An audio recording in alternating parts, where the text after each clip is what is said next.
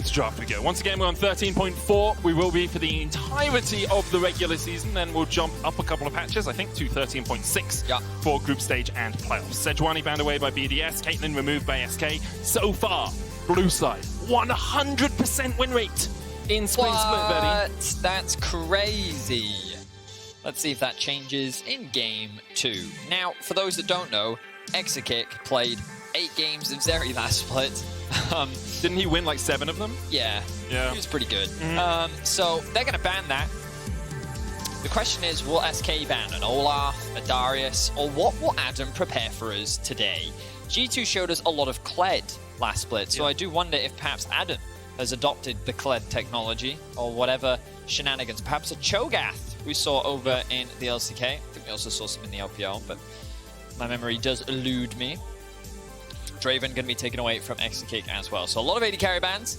This does mean that Xayah is, of course, still up and available alongside the Gragas, who right now in the current meta are the highest priority picks. And Aphelios. Aphelios has been rising through the ranks pretty quickly over in LCK and LPL. Wouldn't be surprised if Exakick, who was an Aphelios main when he was on LDLC and when he was in the LFL, gets his hands on Aphelios again. I think he even played it in playoffs. Maybe it was either groups or playoffs, yeah. There's the Ashe ban by SK. BDS looking for their first pick now. Admittedly, though, right, I always love this story about AD carries where they're like, why didn't you tell them that I was a Draven main? And I was like, because every AD carry in the LEC is a Draven main. I don't, what do you want from me? Like, win on it more, okay? Annie, of course, up and available, will be the first pick for BDS. The flexibility of the champ, you already talked about last game. You guys better get used to it. I'm honestly surprised it's getting through. Yeah, same. The AD carry bans are still rampant. Red side, it does seem... I'm surprised that Varus is still considered as strong as he is. I feel like that he was the AD carry that has the most answers based on what we saw last split. We are seeing a mix of Varus builds now as well, though. A lot of people have moved over to the on-hit one. There's also the AP mixed on-hit one, where if you're building into a lot of HP stackers, you can go Nash's Tooth in there as well. I mean, I've seen full AP Varus builds, and the ultimate, it's surprisingly hard. You can often be caught off guard by that. Regardless. But no Varus in this game. Xayah and Vi for SK, it seems. They're going towards those tried and true. And against the Annie, you kind of want push in that bot lane, so we'll see what support they decide to team up alongside it. BDS looking likely at jungle plus support here. Could be jungle mid as well. Well, it could be Wukong plus Aphelios. True. Perhaps. Yeah, jungle AD carry actually makes more sense than jungle support. Ooh. There is the Jarvan lock-in for sure. Some Jarvan changes to his W. I forget if I think the nerfs did come in 13.4 actually, because he was buffed originally, I think, on 13.3, and then I remember reading that they were like, oh, buffs were a little too strong, so we're going to nerf them again in 13.4. You're correct. And there is that Aphelios that we were just talking about. Now, I wonder if this will be paired up alongside the Annie, because I am interested to see what the perspective is of LEC teams, whether or not they think that Annie is good with all AD carries, or whether she's only good with specific ones. I get the impression that she's pretty well-rounded and can pair up quite nicely with a lot of AD carries, but I love Aphelios Thresh. I think it's a very staple bot lane. Last year, many remember it. The Aphelios Thresh into Jinx, what was it? Was it Jinx Lulu? Or was it I think it was Jinx Lulu, yeah. But there was, there was a lot of Jinx Aphelios last year, is the main point. But we know how reliable it is. Thresh offers a lot of safety and peel and protection. But Xayah can't. Tried and true. It's nice to see it back, I think. Yeah. Obviously, people get tired of AD carries pretty quickly because you tend to be on like a specific small pool of AD carries. 3 AD carries that rotate usually. Exactly, anything but Zeri and Lucian. But the reason why I love Rakan specifically is when paired up with a Vi, the engage is terrifying. Yes. You know, Vi can often have that problem where she locks onto a target, they flash away, very difficult for then anyone to follow up. Rakan is a perfect champion for following up, thanks to his mobility and the range with which he can close the gap. The Garen ban, showing respect towards Adam, who was the first player to bring it out here in LEC, and to devastating effect. I actually think they ended up losing that game, but I remember him being really annoying on the champion. Yeah. Didn't he solo kill, is it Broken Blade? Top lane? He solo killed. Sure I think if Adam has been in a game, he's probably got a solo kill, that's true. With the Jax and the Sion bans, it looks like Irrelevant is going back to the Gnar. Once again, just safe top laner. Usually manages to survive most matchups, although game 1 showed that he can be pressured, he can be forced behind if you're able to get him a low early on in the game. Now BDS need to look towards... Ooh. Ooh. Ooh. No. No, it's Gragas. It's Gragas again. Oh, Gragas Yasuo. Okay. Is this Gragas jungle Yasuo mid? Or are they... You got to put Jarvan in the jungle. Gragas top, Yasuo mid, Aphelios Do you gotta put Jarvan in the jungle? You got to put Jarvan in the jungle. You gotta put Jarvan in the jungle. No one puts him in a box, but you put Jarvan in the jungle. But Adam, I mean, it's true. is he a Gragas player? Okay, or is he a Yasuo Jarvan player? support, Gragas top, Annie mid. No. I mean, we've seen Jarvan support last split. It's not going to happen. It's Jarvan in the jungle, but I was just giving you an extra alternative. I think it might be Jarvan top. It's possible. There's the Akali. We know where that's going. That's going to the middle. For the record, like, you look at that draft from SK and you're really sad if you're Jarvan. Yeah. This is not a happy, yay, I'm excited to play Jarvan game. Who do you lock down here? Maybe the Xayah, which has also got her ultimate to provide that extra bit of self-peel. Everyone has a dash to be able to get out of his ulti. Right now, though, the question on everybody's mind is who is going where on what? Is it Yasuo top? It could be. Adam's not going to play Gragas, man. I mean, true, but I don't think neither of us said Yasuo top was the possibility. We thought that it might be... I said it was an option. Oh, did you? Yeah. I wasn't listening. That's fine. It's fine. But there you are, your option, I believe. It was like 7. Included. There Adam it is. will be playing Yasuo in the top lane. Okay, Yasuo top. Into Nah. I mean, that was an old school counter. Do you remember? Back in the day, just because, it's really easy for Yasuo to trade, and you can win wall his boomerang, and then Nah just doesn't have anything that he can really kite you with anymore. So, yeah, it's a pretty good matchup for the Yasuo. Never played it before on a professional stage. Why does that surprise you? Adam does that all the time. Sure, I'm just giving you some numbers. That's fine. That's stats, cool. You know? I did say, I why don't does that actually know when the surprise last Yasuo top was.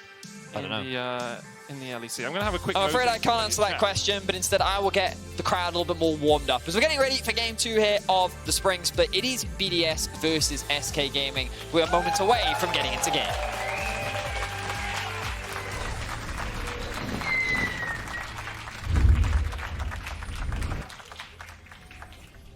And here we are. It's lights out, and away we go. Lights out. Oh, yeah, you remember that reference. Welcome to Summoner's Rift. So Yasuo top's been played 8 times in the LEC, all time. Sure. Guess its win rate. I'm going to say it's like 33%. Yeah, 38%. Ooh, I was close. Last time was Woolite in 2019 LEC Summer. Woolite, that's a name. So that was a troll game, I assume, because he played into a Kane. And Woolite was an AD carry, not a top laner. Yeah, I was going to say. Before that, I've got a few Challenger Series games in here. The last non-troll, as far as we know, LEC game where Yasuo top was played was 2015 Summer by Cabochard. That sounds like a Cabochard. Did he win? He did win, 7-2 and 4. Oh, there we go. If Cabochard He was playing into Nautilus top. Okay. That's enough looking back at stats. Let's pay attention to the game. Right. Is there any early game shenanigans? Let's have a look across the board. Of course, as a reminder, both these teams kept their rosters moving into Spring. Both overall can be pretty satisfied with what they showcased. SK securing a top 4. And BDS, while not being able to qualify for that top 4 spot, still having a really good performance in the best of 3s, even taking a game off of G2. But it was Adam who was shut down in the early laning phase on his Olaf against Astralis, where he was hard camped, and Finn was able to get the better of him with an element of jungle support. Just a little bit of jungle support in that game. I'm sure he's having flashbacks to Sejuani ganks over and over again. We did notice Shale picking the Jarvan here. A little bit surprising, but actually with the buffs that Jarvan got as DOS engages onto Labrov in the bot lane, this should be fine. With the buffs that Jarvan got on his W, with the shield now scaling off your bonus AD, actually is a lot stronger as a jungler than he was. Before, you didn't have any scaling on that shield. Now, if you jump in and you have a Gore Drinker, you get a bunch of bonus AD, you can actually have quite a hefty shield as you go in for that engage. DOS going to trade in here. Going for the Q second. You often see this on Rakans now. Sometimes you even take Q first into a melee matchup just for the trades. Because the healing off that Q was buffed, I think, on 13-2 or 13-3. Something like that, yeah. Yeah. Shiro will be spotted on a ward as he moves into the bot side of the map. Reminder that while Nuke does have a bit more push, the bot lane does not. He's been able to... Oh no, he will be spotted by the ward. Exit kick gonna be... Well, he wants that cannon. He wants the cannon. Markoon's coming around as well. Now, DOS can order this cannon W away. He needs 3 for that E, though. Still At 2-3 minions away from it. The stun's going to land. There's a knock-up as well as they look for the kill onto Exekick. The ignite is enough. Sheo takes it in the end with that red buff Brock. And BDS get first blood. Well, SK knew that the gank was coming. What they didn't expect was the flash stun from Labrov, and this is the power of Annie. Her ability to set up these plays is just so easy. Labrov working towards another stun, but he won't quite be able to get it. They'll push the wave underneath the tower. They'll get a nice back off. Dos trying to hold and freeze the wave and interrupt the back. That he will. Okay, so he's bought some time here. Look at where his jungle mid are. Sheo and Nuka actually hard invading here, looking for this blue. Maybe just trying to force Marcoon off towards the other side of the map. Instead, we'll take the Scuttle Crab. But a great start to the game from BDS and good gank overall. You can see the idea that with Marcoon hovering, SK was saying, hey, we can respond to this, we can counter this play, or counter rather this play, and they just were a little too late. The damage was too much, it was too fast, and we're gonna have a quick look back at it. So again, you can see Marcoon hovering right behind them, but flash stun from Labrov. Just so quick, very difficult to respond with. You basically got to react flash for flash, and even if you do, depending on whether or not the Annie has been able to Q her stun, even if you do flash, you can still end up stunned on the other side of it, which means that Sheo could have then just EQ flash to get that additional knockup. So overall, good stuff from the early game from BDS. They've clawed a pretty healthy early game advantage as top is winning, the jungle advantage, and of course the support advantage across the board. Yeah, good lead early on here for BDS, continuing the way that they mean to go on. SK, their bot lane was such a point of power for them in winter. Now Exekick is, still ahead in CS. Those wave pushing in though means that Crownie should be able to catch them. Once again, Cheo looking for a gank. No flashes were expended by the SK bot lane, but still the threat with the Graviton root, and now Labrov can charge the stun. There's the follow-up, and Exekick just doesn't get a moment to move. Crownie on the board, second kill of the game for BDS. The vision control on the bot side of the map from BDS is fantastic. You have a look at some of these wards. They placed these deep wards earlier thanks to the mid-prio that they had. They had this control ward already in the bush to make sure that all of the vision that SK did have, which was very limited, was denied. Remember that DOS very early on already swapped to the sweeper, so outside of the single trinket that they had available on Exekick, there just wasn't any vision available to them. So BDS punished that. They looked for a repeat gank, and the wave was pushing away from them as well. They want to try and push this wave out, and now it can very much be frozen, but the play is simple. Crownie has the Gravitum available, is able to get the roots. Labrov uses the W into the Q to secure the stun, and then Sheo doesn't even need to EQ. DOS tries to knock him up to buy time, but it's not enough. Another kill. It is one of the weaknesses of Rakan as well. You can stop people a little bit with your W, you can stop them getting into the fight, but if they're already on top of someone, you have no way of really disengaging your AD carry until you get the quickness that you can charm people away from the fight. It's not something like an Alistair that can headbutt them away, or a Nautilus that can, hook them and CC them a little bit more. It's a bit of a tricky one. Rakan's laning phase has always been one of his main points of weakness. Even with the Q buffs, he's still not the strongest in the lane.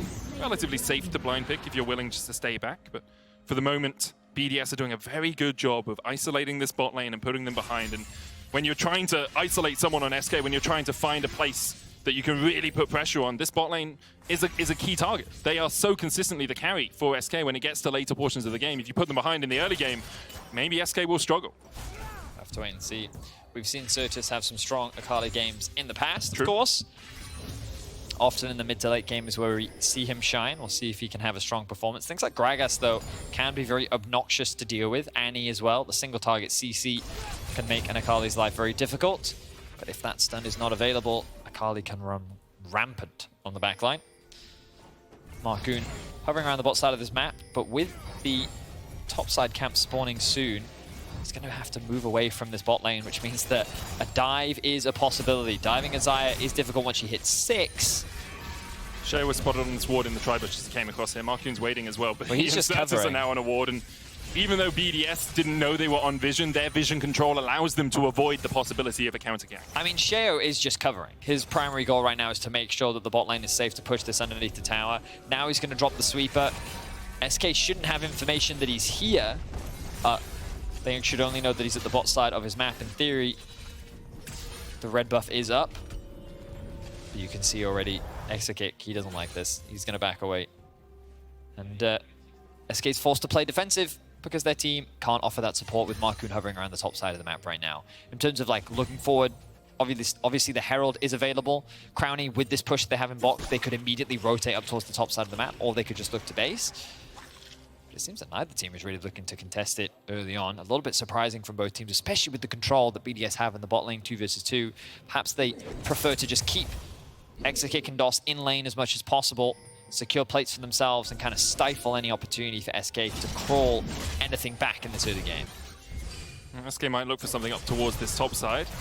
DOS dives in, dashes back. Exakick has 6 now, though. Should be able to get away from Crownie and above, even though the stun does connect. Not too much invested by the BDS bot lane. Can use that Molten Shield to stack up the stun again if you want, as Labrov ult for ult traded. And in the end, all Crownie's trying to do there is make sure that Labrov, when he gets that Tibbers, can just land the flash stun. Exakick no longer has an ultimate, doesn't have the cleanse. Flash away now. That's good from DOS. Means that Labrov has to be a little bit more tricky with how he gets close. And Exakick and DOS can just catch the wave underneath the tower here. You can see how much pressure Labrov is able to put down with the Annie, leveraging the range. 3 members topside will be all that is required for BDS, but that means the cross map. This is where the communication needs to come out that Marcoon could be looking for a play in bot.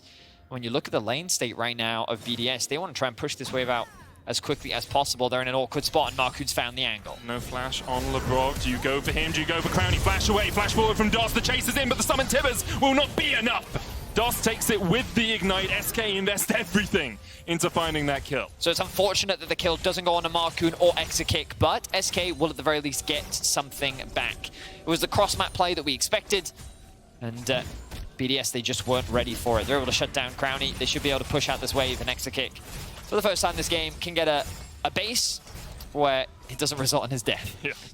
Actually choosing to go back to base rather than being forced. Now, Labrov can use Tibbers here to interrupt some of these bases. Oh, and he will. He does exactly that. Tibbers just ticking away on Exakick and DOS, burning them down, and they have to respect the bear, Betty. Yeah, this is so annoying. It's unbearable for the SK bot lane. Oh no, don't you dare. It's a grisly situation to be in. Stop it. I've heard every single one of your bear jokes. So I love the bear jokes, but you're the polar opposite.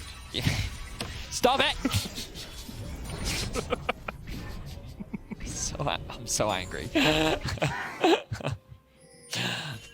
you done? Yeah, you sure? Positive.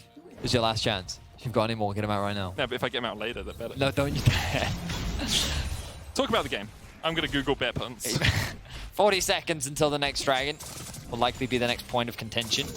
No summoner spells available on Exakick or DOS.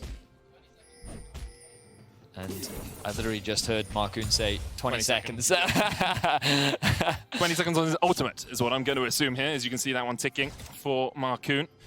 We'll be up relatively soon. BDS trying to invest down towards this bottom lane. Do have that Rift Herald, remember? Sheo got that earlier on, and BDS have put on a bit of a clinic in this early game. Shut down the bot lane of SK, or at least put them behind. Then got the objectives. Now 1 dragon in the hole, but for it, they're about 1,700 gold ahead.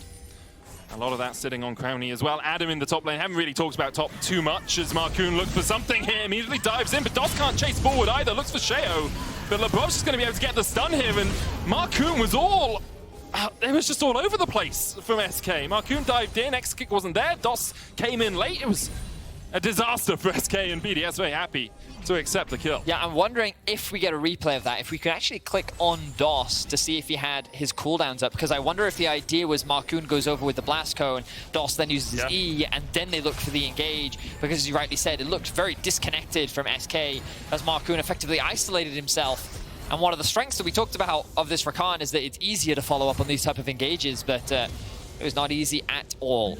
So SK will fall further behind as BDS will secure their first dragon of the game. Reeks of desperation, really, from SK. We saw DOS as well, as you were talking, just use the quickness in the lane, tried to get onto Labrov. He doesn't have flash, but nor does Exakick. How are you ever going to close that gap? And now with the Rift Herald coming down, you can see Nuke moving across from the mid lane because he's always got push into Certus. BDS are really commanding this early game and forcing SK to make some difficult decisions. The Rift Herald charges in. Nuke was just covering in case they wanted to look for the dive, but that's 3 tower plates already, a 3,000 gold lead for BDS. And look at it, Crownie is 1.2k ahead. Labrov continues just to be a nuisance, and DOS and Exakick unable to back that. We'll stay around, maybe trying to hold Crownie and Labrov away from this wave.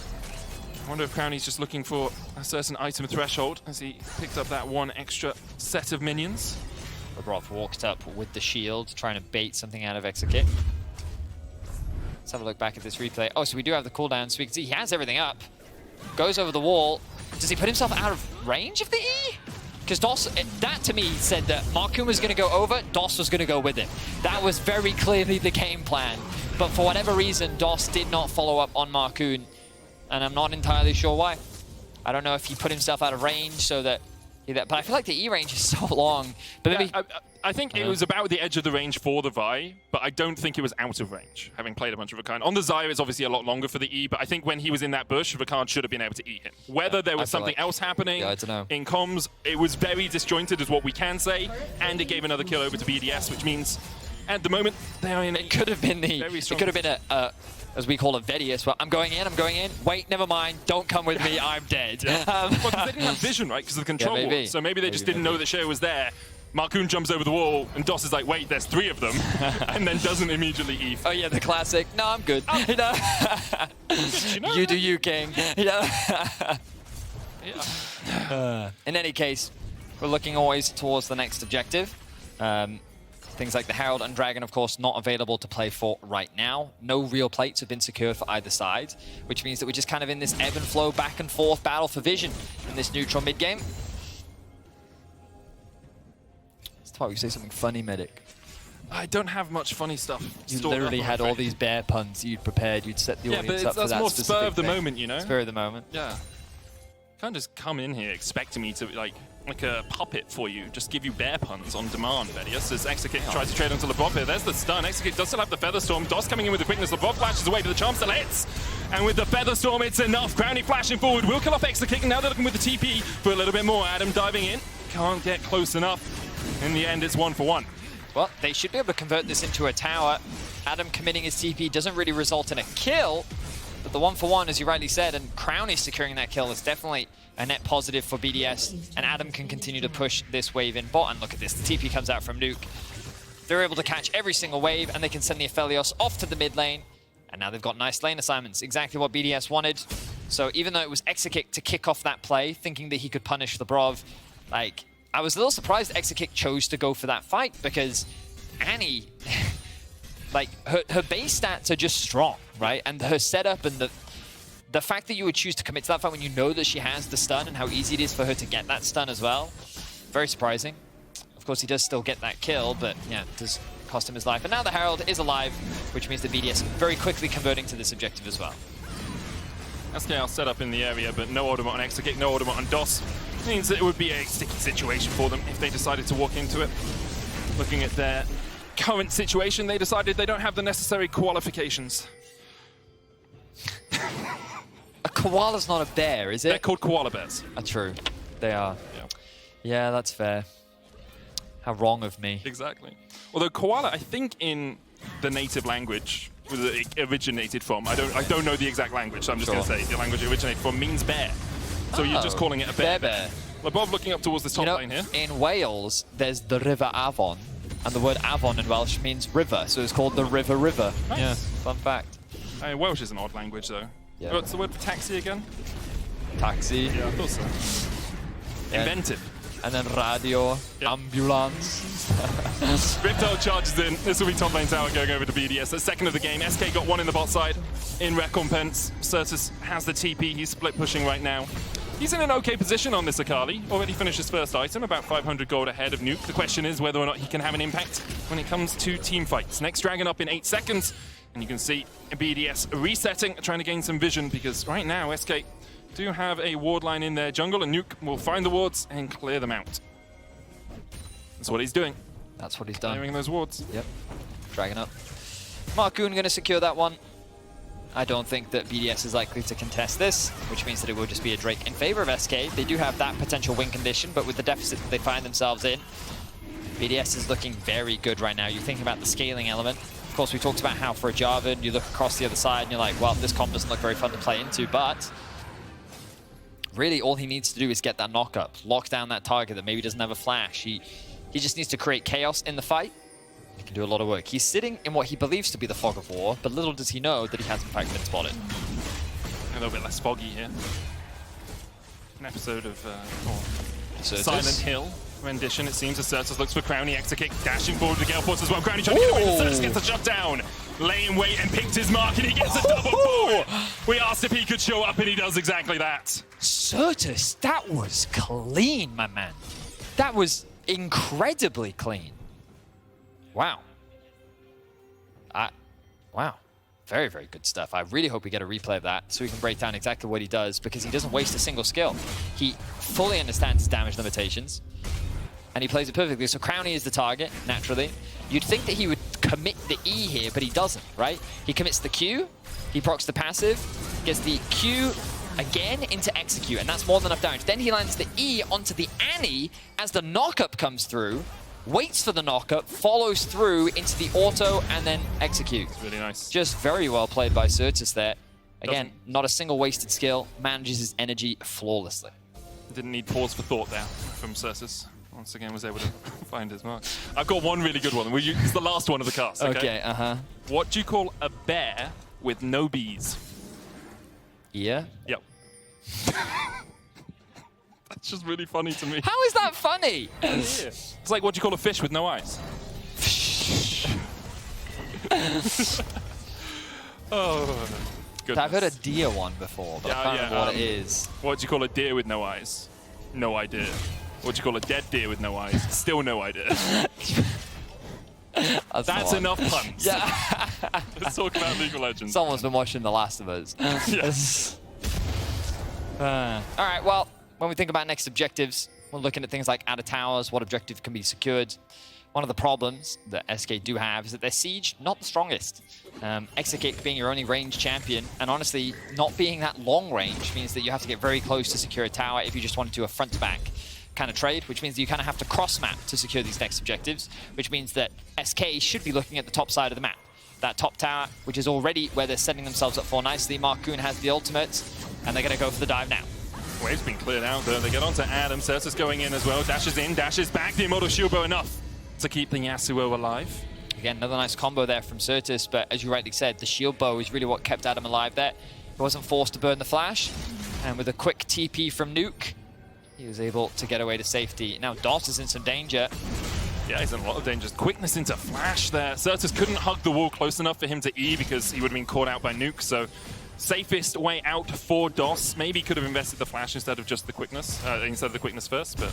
So, the advantage here for BDS now is that because they were able to protect their top tower, thanks to the TP investment, they can now start pressuring this top side and getting slightly deeper vision. As we already talked about, by rotating through this mid control that they had, they're able to move up through mid into then the enemy jungle and then drop these small wards here. Now, this doesn't result in massively deep vision, but what it does result in is by pushing this wave all the way in, it buys you enough time to actually reset on the map and then get back out and then basically have greater tempo than SK, giving you more opportunity to make plays, and you can see all the control wards sitting in their inventory, ready to gain some map information and set up for the dragon that spawns in about a minute and 20 seconds. It's just a really great awareness from BDS overall, as they should be able to find a pick. Irrelevant. Building up that Mega Nard. DOS is on the way as well. No quickness, remember, on that Rakan. Nice Pops the disengage. Shurelios. Couldn't get in range for anything more, and so SK will just have it disengaged from them. BDS unwilling to take that fight right now. Both AD carries at 2 items, both mid laners sitting on the same. So damage in this next fight pretty relatively equal. The only difference really is in top lane. Adam's Immortal Shield about to come off. He's got the Bloodthirster second as well. Something we have been seeing a little bit more on this Yasuo. To be able to survive for a while. Double control on the same wavelength there, although... Just to make sure... Double control again! Yeah, that's... we must have control! No more controls! Vedius is in it for Adam. The knockup's going to come in as well, but Certus dives onto the back line. Now onto Lebov, dashing forward with the perfect execution. Adam and Lebov able to get away, but Sheo is isolated from the rest of his team. In the end, it's DOS that falls first. Sheo trying to get away from Exekick and will burn the flash to do so. Nuke, explosive cast into the last breath, but Exekick still has a Feather Storm. And a tempestuous moment it is for SK. Certus goes back in. Shale with the shield. The Aegis shield upgrade. All that bonus AD coming in handy for Sheo. He survives and Certus dies. Does help the Certus do his Q the wrong way. But that will beat BDS walking away with 2 kills and a dragon as they're able to outplay SK. It looked like a great fight initially for SK. The fact that they're able to lock down Adam for so long, it felt like that the damage would be more than enough. But BDS walk away the victors, And SK, someone in shambles in this early game. It's just been clean execution from start to finish so far from BDS. Adam walks up to try and contest that control ward. Honestly, a bit of an overzealous play.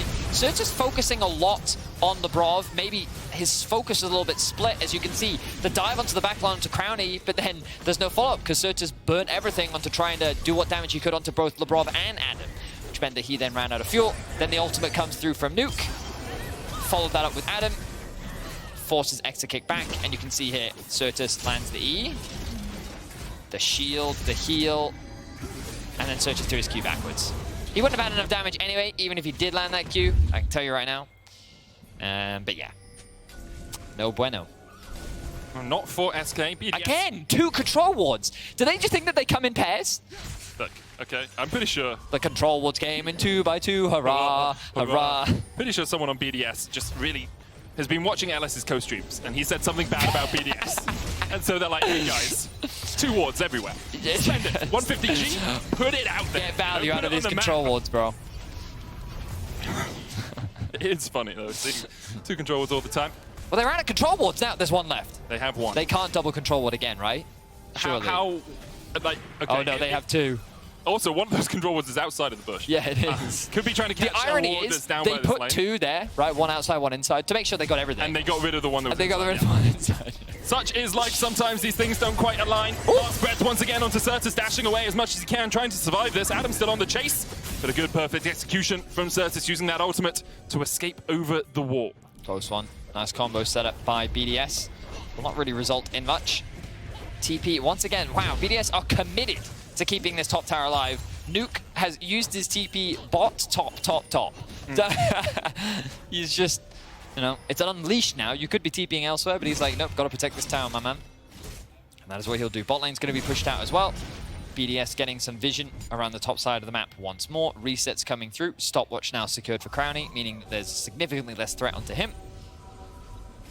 And one of the questions we asked about BDS last year was how they played their mid games, because they tended to struggle. Their early games were good, then their mid games collapsed. In winter, we saw their mid games get a little bit better. And here we get to see another example of whether they can close out a game against a formidable opposition. Like SK, although they've had a bad start to this split, you know, all 25 minutes of it, they did make playoffs. They made top 4. Let's also not forget that SK always fell behind in playoffs. Yep. And then they came back in teamfights. So maybe they'll out-teamfight their opposition. Possible. We just had a couple of minutes of, you know, bouncing back and forth with these waves, trying to get vision control. With it being 2 minutes still on the 3rd dragon for either of these teams, it makes sense. There's a bit of bouncing, you know. But would you say the BDS have displayed as the bare minimum of mid-game control? yes, I would. Hell yeah. Yeah, I can do them too. Dab on them. Yours was unbearable, I'll be honest. You already used that one. Have I? Cheating. Top lane being pushed in right now. BDS, they're looking for the fight. BDS going in onto Share. Look at the knockup. Look at the CC. Extra kick does not get an opportunity to react. SK forced away. An extra kick down once again. And it was beautiful stuff there by BDS. They push forward. They're looking for more. At least this mid lane tier 1 will probably be all for this push at least as they back away once again. Look at the shield that Adam has. The Bloodthirster combined with the shield bow along with the stopwatch. The man will be very difficult to kill. As poor Extra Kick didn't even get a chance to use anything. Ended up getting locked down, chain CC'd. And not the strongest return performance. It's obviously also the debate about heal cleanse. Sorry, I assumed you were going to talk about how good he was. I was going to talk about how good he was. You can do that first if you want. No, but you make a good point. Yeah, why heal over cleanse is my question, I think. Looking more at this game, looking more at how things have played out. Fair point. Cleanse would have just helped you a lot more. With I mean, in his defense, he got knocked up first. Oh, true. And yeah, then stunned. Yeah. And like the stun, frankly, was kind of redundant. However, in lane, had he had cleanse, Gravitum doesn't root you anymore. Yes. Anti-stun doesn't stun you anymore. Correct. You're right. I would agree with you. Cleanse definitely has a lot of value here. Unless, of course, you get knocked up. The Gragas and the Yasuo and the Jarvan. Yeah, that wouldn't help. Yeah, it does mean it's a little bit of a struggle. 3rd item complete now on Adam as well, on that Yasuo. Guardian Angel. He hasn't died yet, and he doesn't want to make it a habit. Marku and Shao butting heads down towards the bottom side. Irrelevant working his way down as well as so has Adam. SK, they're fighting for this, but it's going to be a very difficult affair to navigate, I fear. Sheo's worked his way all the way behind here. Certus could jump in there. Marcoon could do the same. Do they know that Sheo's there? They don't. Sheo lying in wait. Certus caught Irrelevant. BDS with a fog of war trip before Irrelevant's trying to get onto the backline and the engage comes out. The nod, the knock-up, the CC chain execute dashing forward as well, and Crownie's already so low. Crownie will fall before he can even pop his ultimate. And Sheo was waiting in the fog of war, but SK didn't give him an opportunity to strike. They pounce. They almost kill him off. Irrelevant can chase forward, flash, boomerang. The shield will not save you now. Irrelevant chases him down, and it's a shutdown over to SK. The Dragon, their prize, and 4 kills to boot. And just like that, SK's team fighting comes online. This is exactly how this team came back in so many games last split, and they do it once again. A phenomenal engage. It happened so quickly, I didn't even see how it all came about. All I saw was the bot lane of BDS getting chain CC'd into death. Flawless execution from SK, and this should be a Baron to boot. And like that, the game shifts. The pendulum of favor now working for SK.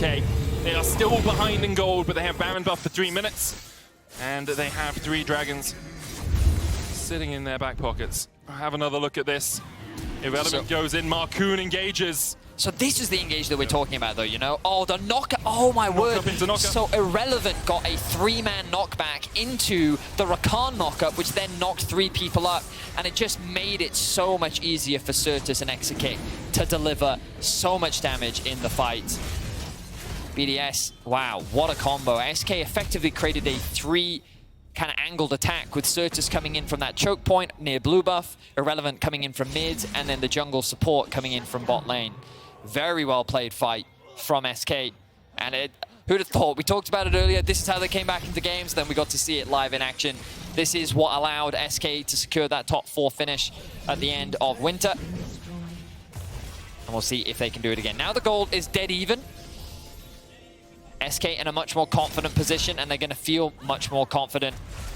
Certus bot lane. There's a quickness. Marcoon could follow up here, but hang on, what? They decide against it. So Marcoon was like hovering around the edge. Maybe they didn't know if like Sheo or Nuke were holding around the corner, but it's the second time this game we've seen Dos and Marcoon perhaps a little bit out of sorts, not on the same page at least. Yeah, I mean, I also saw Certus bot lane, like, he wasn't going to TP quick enough to be able to follow up on that. Exekick I didn't see there. It was... I can see Dos seeing that, oh, we just burst the bomb. Like, cease and desist quickness, he just dies. Sure. Right? And then you just walk away. But obviously didn't work out the way they had planned. One of them reading War and Peace, the other one well and truly in a copy of, I don't know, another novel. You didn't really think that one through, did you? No, you didn't think that one? Yeah, just different pages. You're just naming books that I don't read. War and Peace is a pretty good book. Dostoevsky, classic. Oh. Tale of Two Cities as well. No? Moby Dick?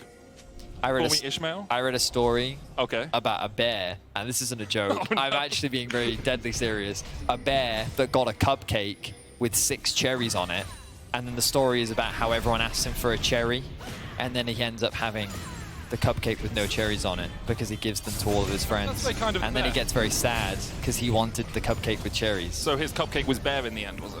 Yeah, and what I learned, the moral of that story was just don't be nice to people. So now I don't share my gum with anyone. Yeah, thank you, Bear Book. Someone's going to tweet at me, I know that book, but it's a real book. I forget the name of it, but it's about a bear with a cupcake and cherries. Anyway, mid being pushed in, top being pushed in, Adam being dived on. Looking for Adam here, the windwall going down though. Adam has lost no health yet, just burning through the shield. Explosive cast from Nuke, a little bit overeager there as well. Perhaps was looking for someone, but Adam lost no health. Just worked through the shield and still has GA up. So Observer's also highlighting that the mid tower did in fact go down. The thing about that Baron is it didn't swing the game heavily in favor of SK. It basically kind of returned the game to a neutral state. You can see that the difference between the AD carries now has gone. Before, it was a massive advantage for Crownie. Now that's not really relevant. You can see that Adam does have a big gold lead over Irrelevant, but Certus has accrued his own lead over Nuke in the mid lane thanks to all the kills that he's been able to find. So the game is pretty dead even. The carries are very fed, and the Dragon spawned in about a minute's time, which will be very important for SK. BDS will be forced to fight over it. So now it's just a matter of securing what vision you can. You can see Dos trying to, well, I was going to say, get this vision down, maybe even look for a reset, and then come back out onto the map. But if nothing else, he's forcing BDS to expend their vision to clear what little vision he invests. And one of the benefits of Inferno map for vision control is it makes vision control harder for the defending team, because you can only put so many control wards down, and there's more nooks and crannies in which you can hide your wards now. So we saw like control ward went down in the red side of the red pit instead of in the bush, which means you could put a ward in that bush. Makes it a little bit trickier for BDS to adequately use their control wards, but they have 3 sweepers, so they're using those instead. Both the sports over 100 vision score already in this game. Going to be expected. Now BDS have control of the river, and it's SK who are face checking in. The ward on Certus will spot him. DOS still looking for that quickness. No flash on him, though, means that perhaps Marcoon needs to be the one to initiate. Certus has put a control ward down here, but if he walks out of that bush, he'll still be spotted by the ward that the control ward doesn't spot. They know that he's in a flank somewhere. I'm not sure if they actually spotted him walking into that bush. They have a feeling that he's in the try. And Irrelevant building up that rage bar. Almost got the mega. Now Certus spotted. They know exactly where he is. They want to fight for this dragon, though. It's Soul for SK if they get it. Irrelevant builds up the mega flash. 4-man Nerve into the wall! And the CC chain just doesn't stop coming. Exakid gets another S3. A beautiful smash into the wall from Irrelevant. Everything his team needed in that moment. And SK clean up the fight. Irrelevant once again with a fantastic Gnar ultimate. This man just has not missed this game. And a fantastic execution, and really the core of what has made SK's team fighting so strong in this game. A great comeback from SK. Their early game, the BDS had their number. They were in full control, but when it came down to these fights, SK just found the windows and found the way to make it work. Irrelevant with an incredible game. Certus really cementing himself as a very strong Akali here in Europe. And they need to reset. They take the inhibitor, they go back to base. They know that that much stronger now after another 1 team fight and the Dragon Soul. The Baron is spawning, and this is likely next going to be the main objective that both these teams fight for. You see Sheo just looking for some sort of flank position here. Only has the Gordran Caranduin, so isn't going to be able to burst anyone down. Not perhaps the lethality Jarvan that you may have seen in your solo queue games, but Sheo is in a strong position here. DOS stepping in. Has that quickness, has the flash. Sheo still has yet to be spotted. Certus spots him now. Sheo, you gotta realize! Doesn't realize quickly enough. And Certus molded in the darkness, formed by it, finds another as the engage happens. Irrelevant once again with an R, but doesn't actually land any stuns into the wall there. Nuke getting chipped away at Marcoon on the chase forward. Nuke pops the stopwatch, but immediately afterwards, you gotta feel he'll go pop as X-Kick takes him down. DOS and Irrelevant looking for a little bit more. Marcoon knocks up Crowny, and Certus still on the chase, has the perfect execution, doesn't even need it. As they round out the kills, TP to the mid lane, TP to the Nexus towers. SK grasping victory from the jaws of defeat. Adam trying to defend, another stopwatch, buying a little bit of time as Adam once again gets the last breath, but he's aced. And SK will clean it up and continue their winning ways from winter. A fantastic comeback from SK. Some excellent team fighting and just great individual performances from Certus and Irrelevant. This duo in the fights was incredible. We saw some great engages, of course, as well from DOS and Marcoon. That's how we expected the combo to work, right? Yep. The Vi goes in, the follow-up from DOS makes it just very powerful in terms of the chain CC, and DOS often would catch strays, you know? As they were trying to peel, he would actually charm a number of enemy members, get multiple knockups, and that would make it easy for Irrelevant in theory, but it was Irrelevant that was just finding these plays on his own. The 3-man knockback in the river for that initial fight. Another multi-man ultimate landed in that final dragon fight. Just excellent execution.